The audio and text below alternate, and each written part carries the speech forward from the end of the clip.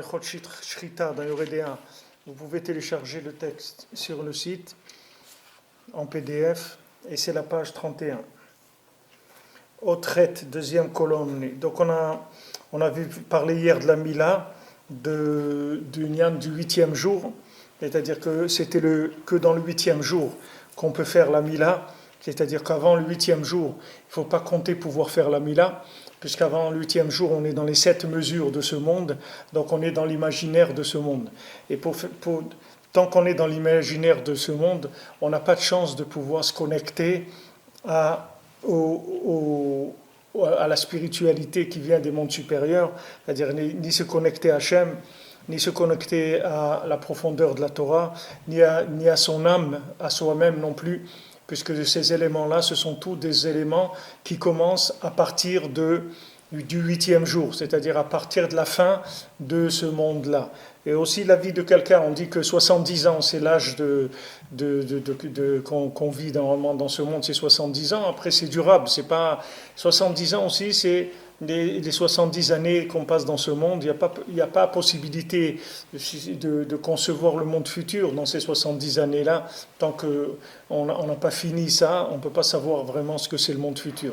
Alors maintenant, dans nos valeurs à nous de tous les jours, si on veut rentrer dans ce qu'on appelle Tikkun Abrit, c'est-à-dire l'alliance, la réparation d'alliance, c'est l'établissement de la connexion avec Hachem pour quelqu'un qui ne l'a jamais fait, ou bien la réparation de la connexion, quand il y a des problèmes de réseau, que ça ne capte pas bien.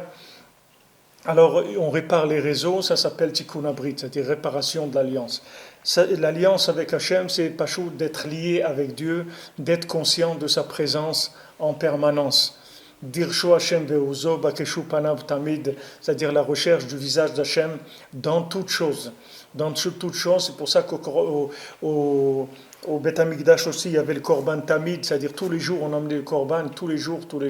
C'est ce qu'on essaye de faire aussi, nous, tous les jours, d'essayer d'étudier un petit peu la Torah de Rabbeinu, parce qu'on a besoin de ce Korban Tamid tous les jours, c'est-à-dire qu'on a besoin tous les jours de repayer le forfait de connexion pour pouvoir se rentrer dans la notion de Tikkun Abrit. Surtout que cette notion de Tikkun Abrit, elle commence à partir de la 8e dimension, c'est-à-dire du 8e jour, et que nous, on baigne dans les 7 jours, c'est-à-dire dans les 7 jours de ce monde, de la création de ce monde, qui sont entièrement dans l'imaginaire. Donc la plupart de notre vie, elle est dans l'imagination, et on a besoin vraiment de moments où on sort de cette imagination-là, et on vit dans la 8e dimension, pour pouvoir sortir de toute cette emprise. C'est pour ça qu'on dit à Hanouka, il s'appelait les Hashmonaïm. Les Hashmonaïm, ça vient du mot shmoné, c'est-à-dire c'est comme on dit, Yemé Shmona, Yemé Bina. On chante Yemé Shmona, Yemé Bina. C'est-à-dire que c'est des jours de Bina, parce que c'est des jours de Shmona. C'est des jours de 8e dimension.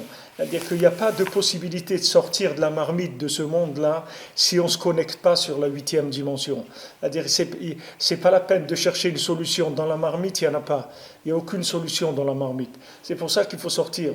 Rabbeinu dit, va faire Itbo des doutes, sors de la marmite. Parce que dans la marmite, il n'y a pas de solution. Et d'un autre côté, de sortir de la marmite, c'est déjà une solution. Même si tu vois rien, même si tu comprends rien, même si tu n'arrives pas à parler avec Hachem, c'est pas grave. Le fait que tu sors de la marmite, ça s'appelle Tikkun Abrit. Même dès que tu sors, tu rentres dans une synagogue, tu passes un moment là-bas, tu vas au Kotel, tu vas à Shimon HaTzadik, tu vas à Rachel Imenu, tu vas chez Rabbi Shimon, tu viens à Ouman, tu sors de la dimension des 7 jours, ça s'appelle déjà Tikkun Abrit. C'est pour ça que Rav Nachman il rapporte dans Korveor, c'est écrit que quand on va au Kotel à Maharavi, quand on va au mur de Western Wall, comme on dit en français, le mur de l'Ouest, je ne veux pas dire le mur des lamentations, parce que c'est une vision un petit peu... C'est une vision un peu de blues comme ça, c'est pas un nom qui correspond au Kotel. C'est pas le mur des lamentations, c'est Western Wall, c'est-à-dire disons le mur de l'Ouest. Alors d'aller au Kotel, Rav Ben Nachman il dit c'est Tikkun Abrit. D'aller au Kotel. le fait que je vais au Kotel. Parce que pourquoi? Quand je vais au Kotel, je vais dans quoi? Comment on voit Rashi, comment il appelle le Beth Amikdash? Rashi dit le Beth Amikdash, ça s'appelle Beth Olamim, ça s'appelle la maison éternelle.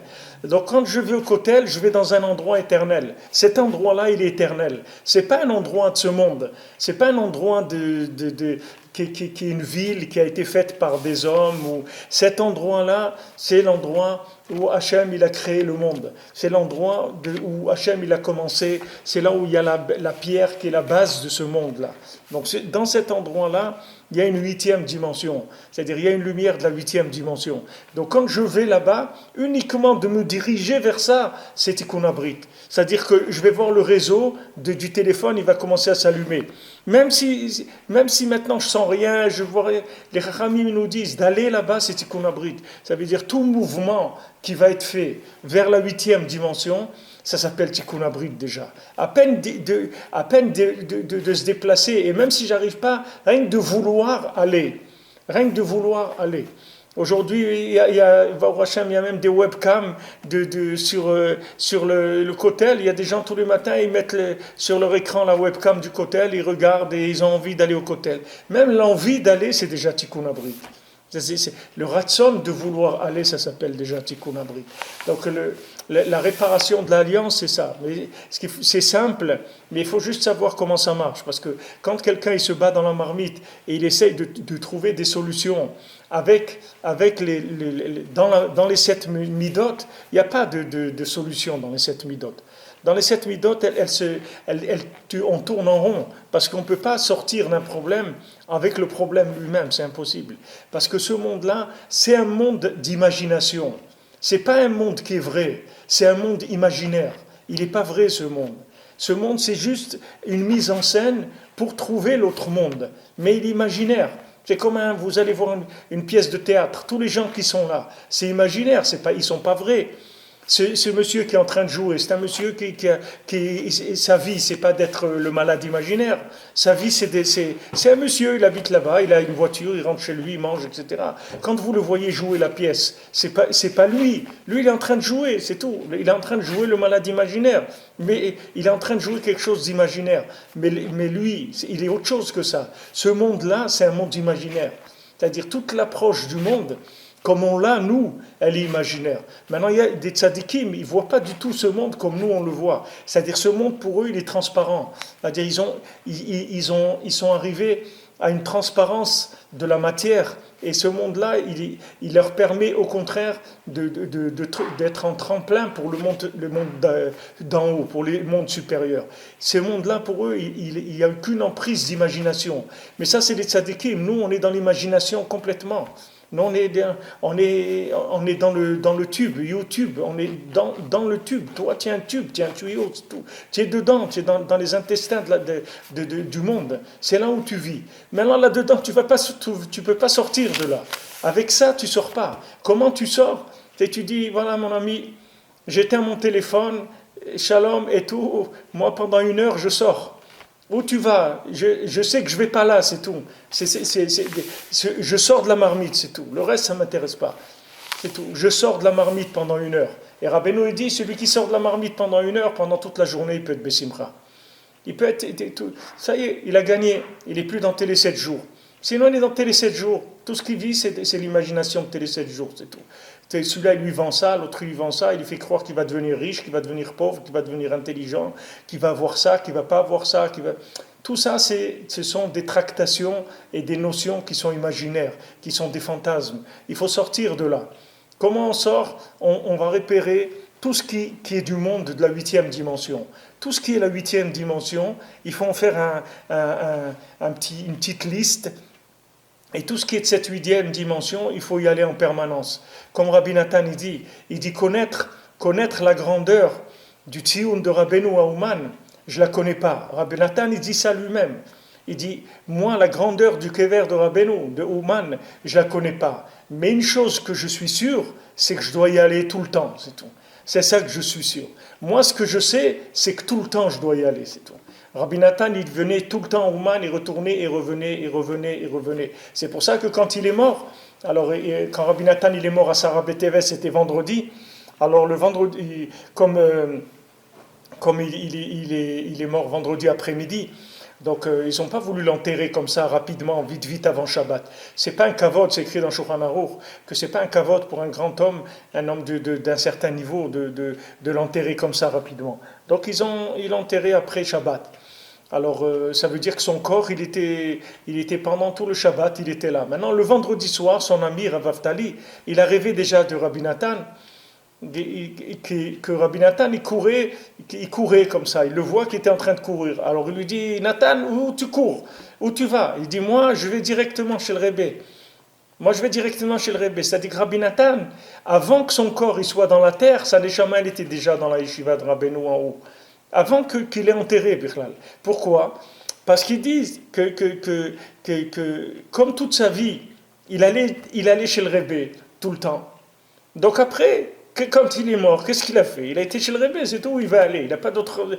Maintenant, celui qui a l'habitude, il va toujours au Kotel, il va à David Ameler, il va à Rachanimenu, il va à Rabbi Shimon, il va à Ouman, etc. Maintenant, après, quand il arrive son moment où à 120 ans, il doit mourir. Ok, maintenant il est mort. Maintenant qu'il sache qu'il est mort, qu'il sache qu'il est mort, c'est pas important pour lui. Il a l'habitude d'aller là-bas, c'est tout. Donc il va aller là-bas, c'est tout. Et quand il va aller là-bas, les choses vont se mettre en place. C'est-à-dire que maintenant, il faut créer le réflexe de la sortie de la marmite. C'est-à-dire qu'il faut s'habituer à avoir un réflexe de sortir tout le temps de la marmite. Tout le temps, tous les jours. Il ne faut jamais rester 2 jours dans la marmite, jamais. Il faut que chaque jour, j'ai fait un effort pour sortir de la marmite. Même si c'est une promenade, mais il faut que je sorte. Parce que si je ne sors pas, d'abord la marmite, elle m'attrape. Si je reste 2 jours dedans, elle m'attrape beaucoup plus qu'un jour. Parce que quand elle m'attrape 2 jours, déjà l'imagination, elle commence à prendre plus de forme. C'est-à-dire l'imagination, elle commence comme disent les gens, tu prends tes rêves pour des réalités. Tu commences à prendre tes rêves pour des réalités. C'est-à-dire au début, Rabbeinu dit quand on répète un mensonge, c'est plus un mensonge, ça devient vrai après. Vous avez des gens, ils ont commencé à mentir. Ils ont dit voilà, ouais, celui-là il me doit de l'argent, etc. Ok, la première fois qu'il a dit ça, il sait que c'est faux, il sait que c'est un mensonge. La deuxième fois, déjà, il ne sait plus que c'est un mensonge. Et après, il va aller au tribunal, il va dire ouais, il me doit de l'argent. Je peux jurer qu'il me doit de l'argent. Et c'est pas vrai, l'autre il lui doit rien du tout. Mais seulement, il est rentré tellement dans le fantasme que c'est devenu vrai. Alors maintenant, quand on a des intérêts de nos mauvaises midotes, que maintenant on est acheté par la consommation, c'est-à-dire on a nos intérêts, on aime le plaisir, etc. Il y a des choses qui nous font plaisir, tout ça, donc on est vendu déjà à l'imagination. Alors si on ne fait pas un effort tous les jours pour sortir, c'est très difficile. C'est très difficile. C'est pour ça que Rabbeinu aussi, là, et ça qu'il a donné d'étudier le Shulchan Aruch, ça fait partie de ça. Parce que le Shulchan Aruch, il fait le tri dans l'imagination. Il dit ça c'est permis, ça c'est interdit. Ça il faut le faire, ça il ne faut pas le faire. Il faut faire comme ça, il ne faut pas faire comme ça. Ça aussi, ça habitue l'esprit à faire une gymnastique de choses permises et interdites, c'est-à-dire faire un tri dans le fantasme. Que tout, ça ne soit pas d'après ce que mon cœur il me chante, qu'on me dit Shrirut Libo, c'est-à-dire comme ça lui chante, son cœur il lui dit, alors il fait ce que son cœur lui dit. Donc chaque jour, il faut absolument faire un effort pour sortir de l'imagination. C'est un effort qu'il faut faire tous les jours pour se connecter à la 8e dimension. Et dès que je vais vers la 8e dimension, ça s'appelle Tikkun Abrit. Tikkun Abrit, ça veut dire je suis lié. Je suis lié avec Hachem, je suis lié avec les tzadikim, comme c'est écrit que celui qui se lève à Chatzot, celui qui se lève au milieu de la nuit, alors dans ce milieu de la nuit, il y a tous les tzadikim qui sont avec Hachem. Hachem, il vient dans le Gan Eden, dans le paradis, il est avec tous les tzadikim. Et tout celui qui se lève à ce moment-là, il fait partie des Bnei Chala, il s'appelle. C'est-à-dire, il fait partie des gens du palais. C'est quelqu'un qui est connu dans le palais royal. Son nom, il est inscrit dans le palais royal. C'est quelqu'un qui est connu. Maintenant, qu'est-ce que ça change? Ça change tout. Parce que quelqu'un qui est connu dans le palais royal, il est introduit. Et ça peut l'aider dans tout ce qu'il a besoin dans ce monde pour ne pas se faire attraper. C'est-à-dire que même quand il va se trouver dans des situations qui sont désespérées, d'après son imagination à lui, on va pouvoir, grâce au tzadikim, avec qui il est devenu ami, parce qu'il s'est habitué à les fréquenter, puisque toutes les nuits il se lève pour faire partie de cette assemblée de tzadikim qui sont avec Hachem. Alors c'est sûr que maintenant, lui, il est introduit dans le palais, et ça va l'aider à pouvoir dominer l'imagination dans ce monde. Et quand il y aura des moments difficiles où il risquera de shalom de tomber dans des trucs imaginaires, alors ces tzadikim, ils vont l'aider, ils vont venir l'aider parce qu'il s'est fait ami avec eux. C'est-à-dire qu'il est pistonné là-bas. C'est écrit... David Amelech, il a dit Chatzot laila akum laodot lach al mishpetet tzidkecha.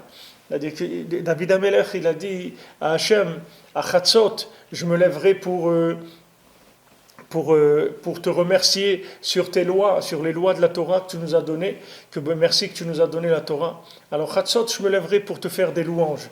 Alors le Zohar, il dit que David Amelech, il se lève à Chatzot, le Olam Vaed. C'est-à-dire que David Amelech, il est rentré dans Chatzot de façon éternelle. C'est quelque chose d'éternel. David Amelech, il avait, quand on est sorti d'Égypte, c'est écrit que Moshe Rabbeinu, il n'a pas voulu dire Chatzot, on va sortir, il a dit vers Chatzot, on sortira. Parce qu'il avait peur que les gens ne connaissent pas bien l'heure et qu'il y ait des discussions sur l'heure, etc.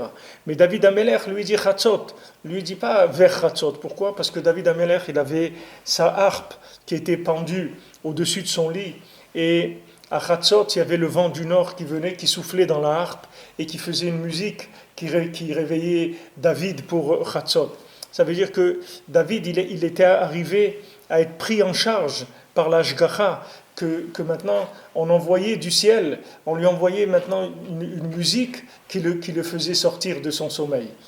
Avec une musique, il va y avoir un chant qui va se révéler dans le futur, que ce chant-là, il va réveiller tout le monde de son sommeil. Tout le monde. Ce n'est pas ici le sujet, je ne vais pas rentrer trop là-dedans, ça viendra, Bezrat Hashem, quand on sera dans la Torah qui concerne ça. Mais il y a un chant Nifla Meod, que ce chant, il peut faire sortir tout le monde de son sommeil. C'est un chant extraordinaire. Alors ce chant, il vient à Chatzot, c'est un chant de Chatzot. Les gens qui se lèvent à Chatzot, ils connaissent cette musique-là. C'est une musique qui vient à ce moment-là, et c'est un moment extrêmement agréable. C'est un moment de 8e dimension, c'est-à-dire c'est un moment qui n'a rien à voir avec ce monde. Alors ce moment de Chatzot, il est 6 heures après la tombée de la nuit, que ce soit en hiver ou en été, ça ne change rien. C'est toujours 6 heures après la sortie des étoiles.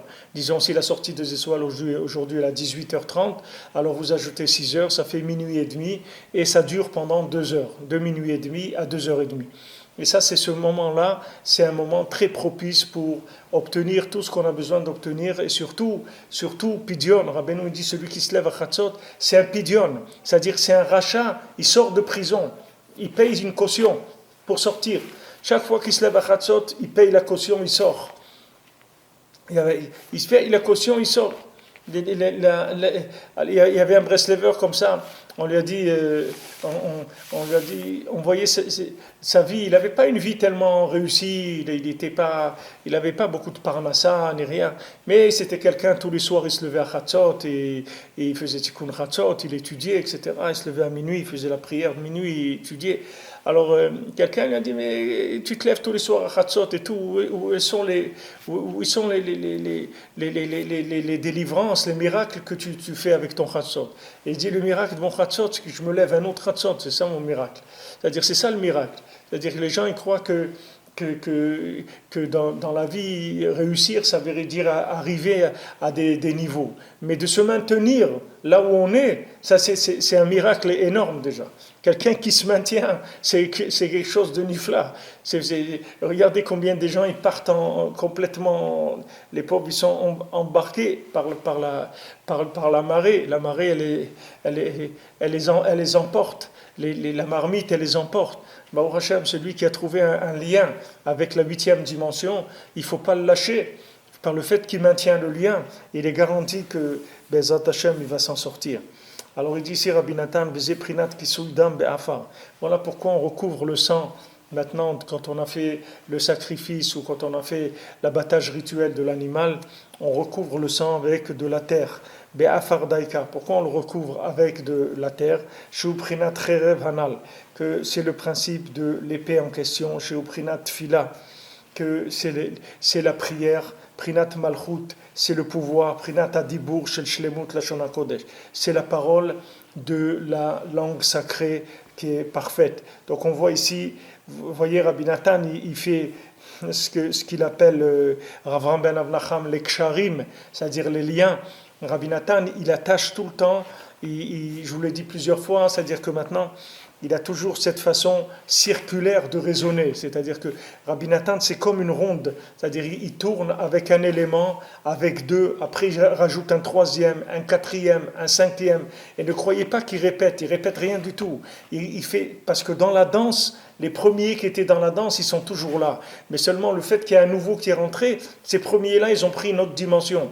Vous voyez ici, il rentre, il dit que maintenant, il parle de la terre, d'accord? Maintenant, la terre, il n'avait jamais parlé avant. C'est maintenant un nouveau qui rentre dans la danse. Donc, quand il fait rentrer la terre, alors il fait rentrer l'épée dont on parlait, il fait rentrer la prière, il fait rentrer le pouvoir, il fait rentrer la parole de la Shon HaKodesh. Vous voyez la danse maintenant, c'est avec tous ces éléments que ça va tourner, que le raisonnement il va tourner. Chez Kolzé ou Prinat Afar. Il dit tout ça, c'est Prinat Afar. Donc ça maintenant, ça fait partie aussi de la façon de raisonner que Rabbeinu il a, c'est-à-dire sa méthode, et que Rav Nachman dit, et que vous trouverez dans l'écouté Halachot. Il dit tout ça, c'est Prinat Afar. C'est-à-dire maintenant, tous les éléments là, qu'on a vu, tous ils vont rentrer dans le principe de la terre. C'est-à-dire avant ils étaient eux-mêmes en tant que élément principal, maintenant ils vont devenir des éléments secondaires par rapport à l'élément de la terre. Ça c'est un principe général dans les sphirotes aussi, que Rav Nachman il amène dans le bureau à l'écoutim, dans son livre dans lequel il donne une méthode d'étude du l'écouté Moran, des klalim. Il dit que maintenant, dans les sphirotes, vous avez chaque sphira, elle inclut toutes les sphirotes. Quand vous prenez les sphirotes, Chesed, Gvura, Tiferet, Nesachot, Yesod, Malchut. Quand on fait Sphirat HaOmer, alors on fait Chesed, Chesed Shebe Chesed, après Gvura Shebe Chesed, après Tiferet Shebe Chesed. Toutes les sphirotes, elles se trouvent dans Chesed. Après, on va trouver toutes les sphirotes dans Gvura. Après, toutes les sphirotes. Mais seulement, quand maintenant elles se trouvent toutes dans Chesed, ça veut dire que celle qui couronne, maintenant, c'est celle de Chesed. C'est-à-dire que toutes, elles vont servir la Midat à Chesed. Après, toutes, elles vont servir la Midat de Gvura. Après, toutes, comme ça, elles se mettent au service. Chacun son tour. C'est comme des royautés tournantes, si vous voulez, des présidents tournants. C'est-à-dire qu'il y en a un qui préside pendant un certain temps, après c'est un autre, après c'est un autre. Et si chaque sphira, elle va tourner. Maintenant, dans le raisonnement de Rabbi Nathan, c'est comme ça qu'il fait. C'est-à-dire qu'il amène un élément, après un autre élément, et après, chaque fois qu'il amène un nouvel élément, il va vous montrer comment tous les autres éléments qu'il y avait avant, ils vont entrer sous la tutelle de cet élément-là pour analyser et pour comprendre des angles nouveaux dans la notion qu'on est en train d'essayer d'approfondir dans la Torah.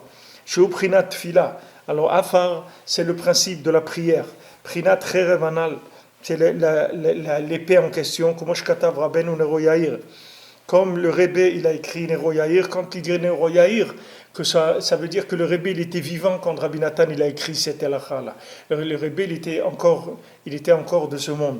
Bemakom acher, c'est-à-dire Rabbeinu, il a écrit ça dans la Torah tête, Beprinat, iten ke afar charbo, comme c'est écrit dans Yeshaya, dans le prophète Yeshaya, il mettra comme de la terre son épée. Comme je katav Rabbeinu Nero Yair, al veshakal afra ou morach. Rabbeinu, il a pesé Afra ou Morach, c'est-à-dire il a pesé de la terre et l'épée.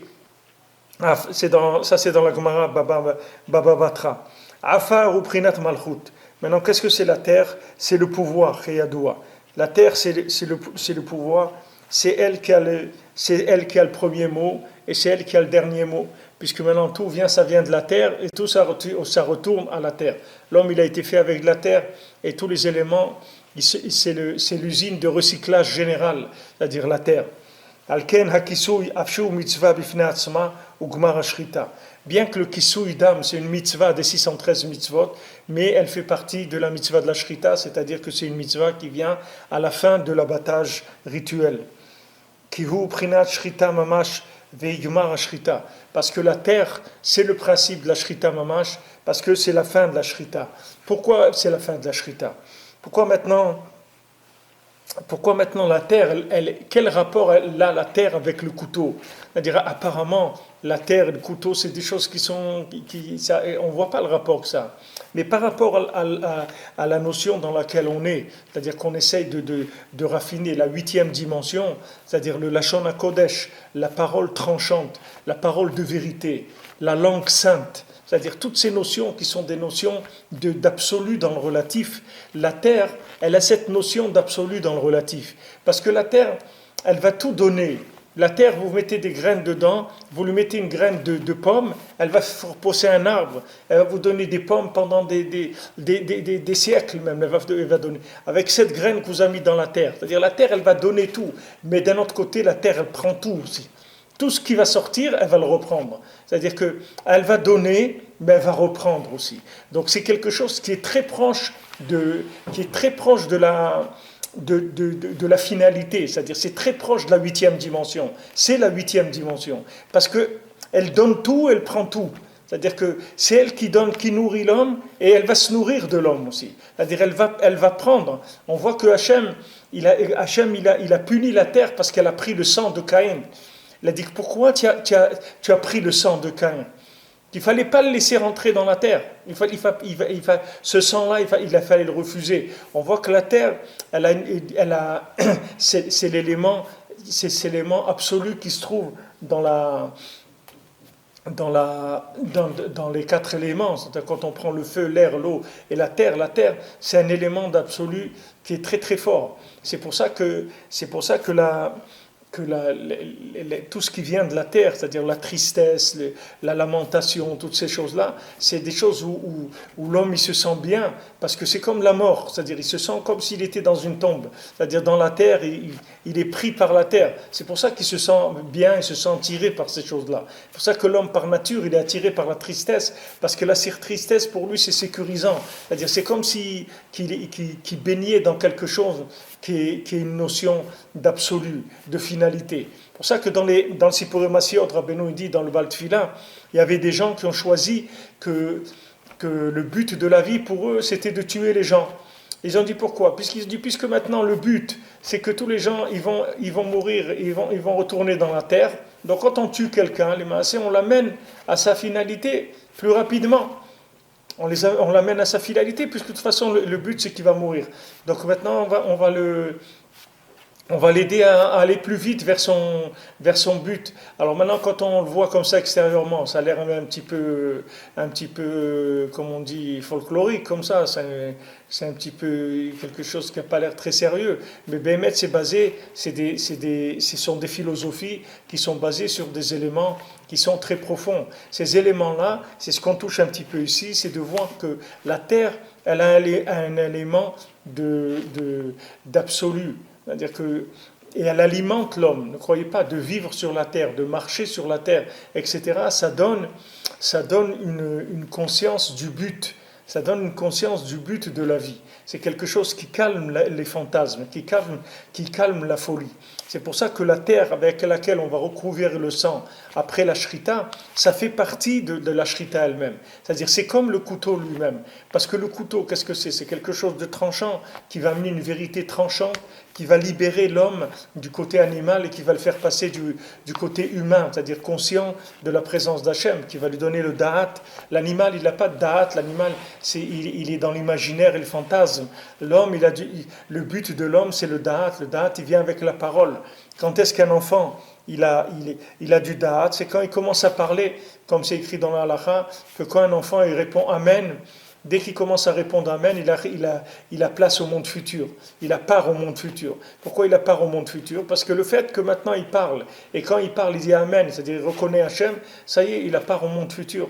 Parce qu'il s'appelle un être humain, puisqu'il a dit Amen. Donc il s'appelle maintenant un être humain. Donc quand on va on va faire la shrita, c'est-à-dire qu'on va sacrifier l'animal, qu'on va faire l'abattage, on va faire sortir l'âme qui était prisonnière dans l'animal, c'est-à-dire dans l'imagination et le fantasme, et la faire monter vers la conscience qui est la parole. Donc la terre, elle a le même principe. C'est-à-dire la terre, c'est quelque chose de tellement fort, de tellement stable, de tellement puissant, que ça calme le fantasme de l'homme. Ça calme. Quand quelqu'un il voit la terre, ça le calme. Ça le calme, c'est-à-dire que ça calme la folie, quelque chose qui calme la folie. Donc ça fait partie de ce principe-là de libération de l'âme pour faire monter l'âme vers le parlant, c'est-à-dire vers la conscience d'Hachem. Qui est Ashrita Ibasakin, parce que la shrita, c'est-à-dire l'abattage, il se fait avec un couteau. Asher al yado machnim ruach habeiniud prinat cherev nokemet nekam brit, que grâce à ce couteau, on va repousser le souffle animal, comme c'est écrit, l'épée qui va venger l'alliance. C'est-à-dire cette épée-là, elle vient pour venir créer l'alliance. Prinat vecharbi tochal basar, comme c'est écrit, mon épée, elle va manger de la viande. C'est-à-dire mon épée elle-même, elle va détruire le côté animal, elle va le soumettre. Kihu prinat kala, c'est le principe de kala. Que la kala, elle mange tout, elle détruit tout. C'est-à-dire que c'est ça le principe de la kala. En hébreu, une kala,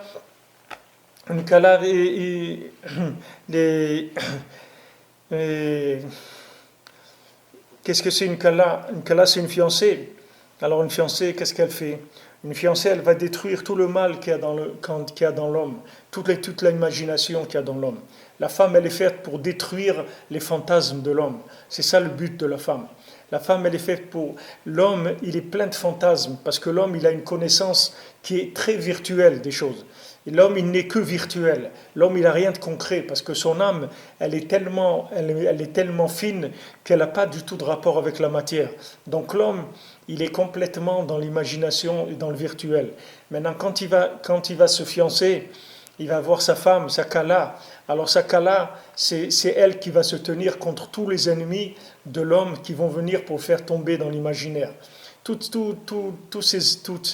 ces bêtises, toutes ces folies, tous ces fantasmes qui vont venir, elle est là pour le protéger, pour l'empêcher de tomber dans les fantasmes. C'est pour ça que quand quelqu'un est marié, il est dans Tikkun Abrit. Pourquoi quand il est marié, il est dans Tikkun Abrit? Parce que quand il est marié, il a quelqu'un qui va le protéger de tout ce qui va le déconnecter d'Hachem. Tous ses ennemis qui vont venir pour essayer de le déconnecter d'Hachem, elle va se tenir comme un guerrier, elle va enlever toutes ces choses-là. Et Béhémet, c'est ce qu'il dit le Zohar sur le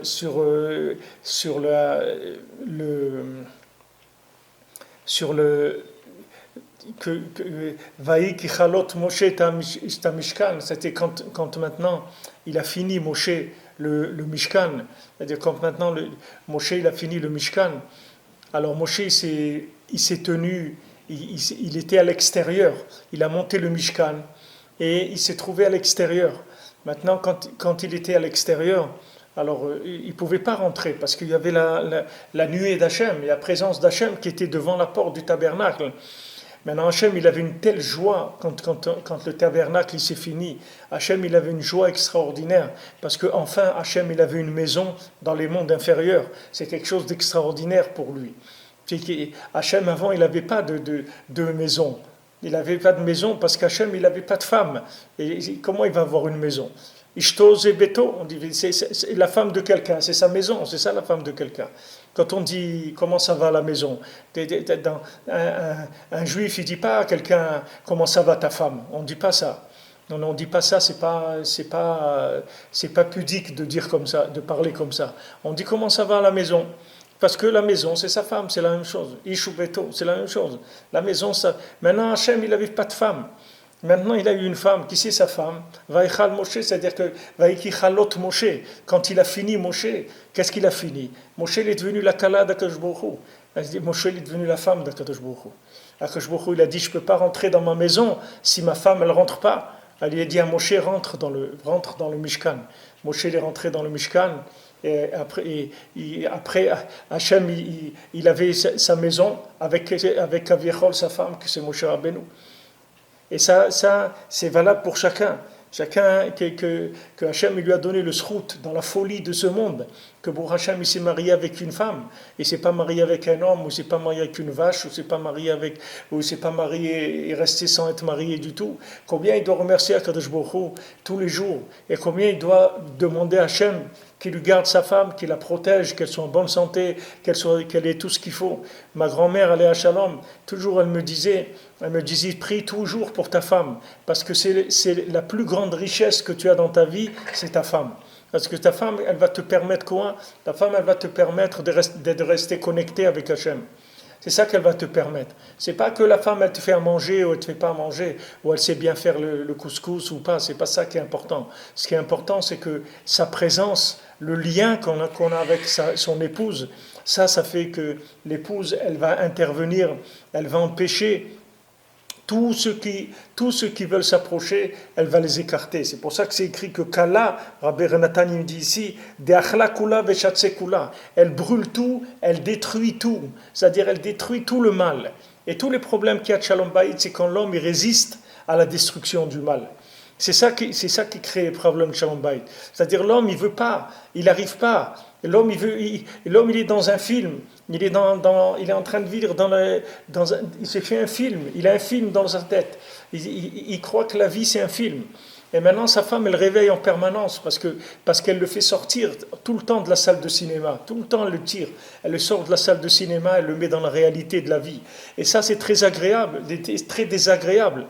Parce que quand on rêve, on est content. Des fois, on est en train de rêver. Quelqu'un nous réveille, on dit pourquoi tu m'as réveillé? J'étais dans un rêve, nifla, des trucs. Voilà, j'étais là-bas dans un bateau volant, et là-bas il y avait des trucs, et il y avait de la musique, et je voyais des trucs extraordinaires, des couleurs et tout. Je dis mon ami, réveille-toi, il y a du travail, réveille-toi, il y a du travail. Arrête de dormir.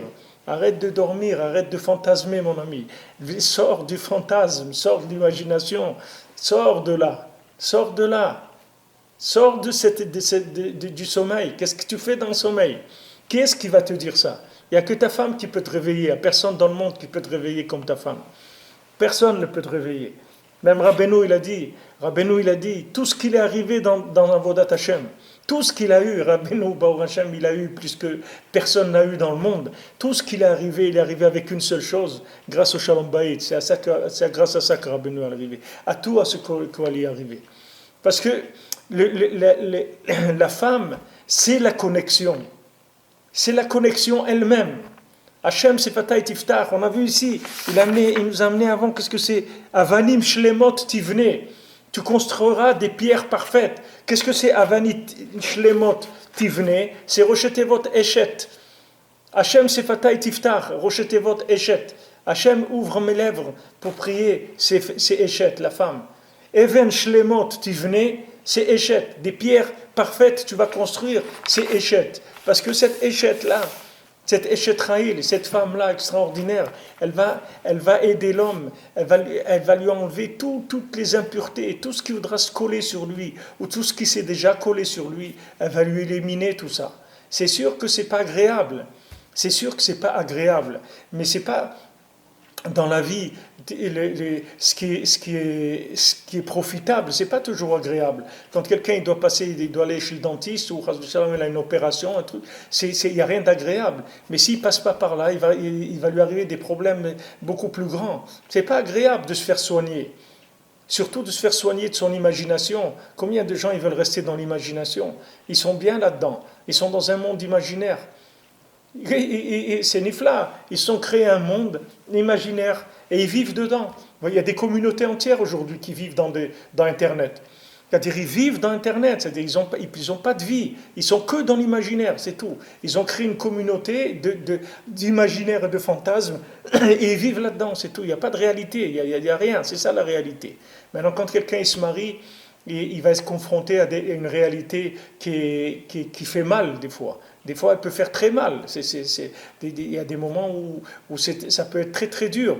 Mais il faut savoir que le but de la femme, Hachem il a donné une femme que pour ça. C'est ça son but. Son but, c'est de toujours ramener les choses à la connexion, toujours. Tout ce qui va tenter de déconnecter son mari, la femme, elle va le détruire.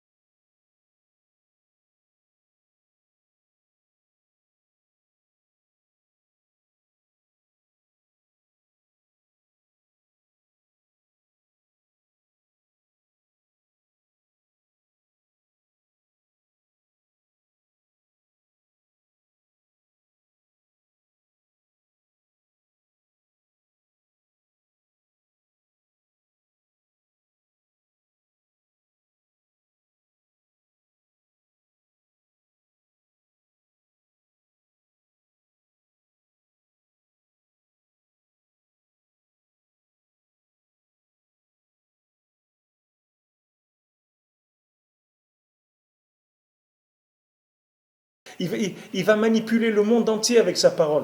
Parce que tous les éléments, ce sont des éléments qui réagissent à la parole. Ils ont tous été créés avec la parole. Il faut juste savoir comment parler, c'est tout. Mais tout ce qu'il y a dans le monde, ça marche avec la parole. Il y avait un Tana, il avait devant lui, il avait du vinaigre et il voulait allumer un air. Alors il a mis du vinaigre, il a mis une mèche pour allumer. Alors on lui a dit mais c'est pas du vinaigre, ça peut pas brûler, c'est pas de l'huile. Il a dit celui qui a dit à l'huile de brûler, il dira au vinaigre de brûler, c'est tout. Et le vinaigre il a brûlé comme l'huile. Pourquoi? Parce que ceux qui sont dans le monde de la parole, c'est fini. Toute la mise en scène, tout l'imaginaire, il s'en va. Et après, il peut obtenir ce qu'il a besoin là où il est. Il n'a pas besoin d'aller chercher quoi que ce soit. Là où il est, tout vient vers lui, tout ce qu'il a besoin. Il rentre dans le monde de la parole, de la communication avec la nature. Tandis qu'avant, la nature, elle lui est hostile. Elle est hostile, il affronte la nature. Mais le but, c'est pas d'affronter la nature. La nature, elle n'a pas été créée pour être l'ennemi de l'homme. La nature, elle a été créée pour servir l'homme. Mais seulement, tu ne sais pas lui parler. Alors c'est normal que tu arrives. Si tu emploies quelqu'un chez toi qui parle le chinois et tu ne sais pas parler le chinois, à la fin tu vas te finir par te disputer avec lui parce que chaque fois que tu lui demandes quelque chose, il ne comprend pas. C'est normal, il ne comprend pas, tu ne connais pas sa langue. Alors ça devient hostile. Le monde, toute la nature, elle devient une hostilité pour l'homme. Alors que la nature, elle n'est pas hostile du tout à l'homme. La nature, c'est tout pour servir l'homme. Seulement, il ne sait pas parler. Il n'a pas de parole. Donc maintenant, quand elle vient la shrita, c'est-à-dire quand on va lui faire honte, et chacun la situation de honte par laquelle il passe, quelqu'un il n'a pas de parnassa, quelqu'un il n'a pas ça, il veut étudier la Torah, il n'arrive pas, ou il veut faire tchouva, il n'arrive pas, tout ce qu'il veut faire, qu'il n'arrive pas, et qu'il a honte, mamache, au fond de lui, il se sent tellement honteux de ces manques-là. Il faut savoir que toutes ces hontes-là, elles sont faites pour faire des ponctions de sang négatif, que ce sang négatif, c'est lui qui alimente son imagination. Et une fois qu'on va lui pomper tout ce sang négatif, son imagination, elle va se purifier. Et après, il rentre dans le monde de la parole, il va pouvoir communiquer avec Hachem, il va pouvoir communiquer avec les tzadikim, il va pouvoir communiquer avec toute la création. C'est-à-dire que tout ce qu'il y a dans le monde, ça va le servir, mamash. Comme Hachem, il a dit à Adam Arishon, Hachem, il avait créé, il avait mis toutes les plantes, tout était dans la terre, il attendait jusqu'Adam Arishon, il prie et toutes les plantes, elles sont sorties. Dès qu'il a commencé à prier, toutes les plantes, elles sont sorties. Parce que tout ce qu'il y a dans le monde, il y a un langage. Il y a un langage. Les oiseaux, ils ont un langage. Maintenant, la plupart des gens, ils ne savent pas parler le langage des oiseaux. Mais les oiseaux, ils ont un langage. Les animaux, ils ont un langage. Les plantes, elles ont un langage. Les tzadikim, ils connaissaient. Le Harizal, il connaissait le langage des oiseaux, le langage des plantes, le langage des flammes. La flamme, ça a un langage. Tout ce qu'il y a dans le monde, ça a un langage. Mais seulement, il faut rentrer dans le monde des parlants. Tant que la personne, elle broute, elle a la tête dans l'herbe, elle est en train de brouter des plaisirs de ce monde, elle ne peut pas imaginer qu'est-ce que ça pourrait être ce monde s'il sortait de l'imagination. Il ne peut pas imaginer ça. Il ne peut pas imaginer s'il sortait de ses fantasmes, qu'est-ce que serait sa vie, comment elle serait facile, agréable, et comment il vivrait heureux, comment il serait joyeux tout le temps. Parce qu'il est muet pour l'instant, il ne peut pas parler. Donc il agit avec ses mains, comme Esav. Esav, il a décidé de ne pas parler. Esav, il a dit, moi je suis des mains, c'est tout, moi je ne veux pas te parler. Moi je ne veux pas apprendre à parler. Je ne veux pas, moi je veux être des mains, c'est tout. Mais Yaakov, c'est Kol Yaakov. C'est pas Yaakov, c'est le dibour, c'est pas les mains. Yadaim Yedei Esav, mais Kol Yaakov, il faut rentrer dans le dibour. Rentrer dans le dibour par le fait que je passe par le dam et que maintenant je me tais, parce que je suis une situation animale, je ne peux rien dire. Je peux rien dire, je me tais, c'est tout, je me tais. Je me tais parce que je ne peux rien dire, qu'est-ce que je veux dire? J'ai du sang qui bouillonne en moi, qu'est-ce que je veux dire? Donc je dis rien. Et une fois que ça va s'éponger, ça va sortir, alors à ce moment-là, je rentre dans la communication. Une fois que je rentre dans la communication, alors à ce moment-là, comme on dit, tzaddik gozer Hashem mekayem. Tout ce que le tzaddik il va dire, ça va se faire. Tout ce qu'il va dire, ça va se faire. Tout ce que Rabbeinu il a dit, ça va se réaliser. Chaque chose va se réaliser. Quand quelqu'un il s'est rapproché du tzaddik, tout ce que le tzaddik il a dit, ça va se réaliser chez lui. Bézat Hashem. Batzlacha.